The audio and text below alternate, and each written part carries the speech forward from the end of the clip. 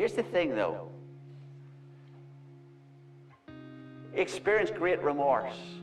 He went out, verse 75 says, and he wept bitterly. That was a turning point in Peter's life. He knew that he had messed it up. He acknowledged and confessed it to God that he had messed it up. Gone was the bluster and the bravado and the big words. This was a different Peter now after verse 75. He realized that he was now different. You see, failure marked Peter's life. We shall see that in a moment. Peter could never forget this night. Even though it was only one night in his life, Peter could never forget that.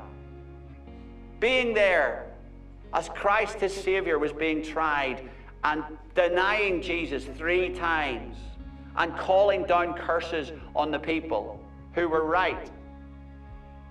That could never be forgotten.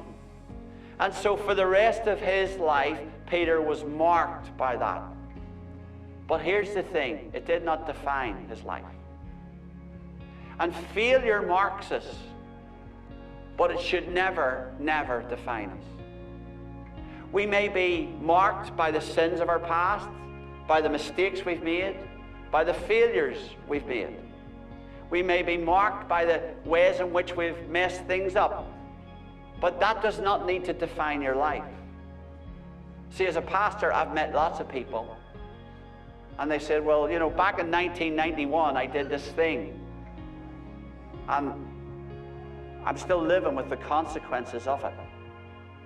And unfortunately, their life has been defined by that one incident, or by that one night, or by that one event. And they've never been able to get past it.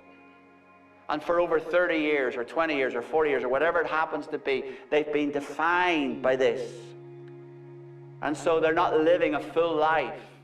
And they're not loving Jesus, and they're not serving the Lord as best they could because they've been defined. Listen, do not let failure define you. Okay? Every one of us has messed it up in one way or another. As a father, as a mother, as a husband, as a wife, as a follower of Jesus, we have messed up something.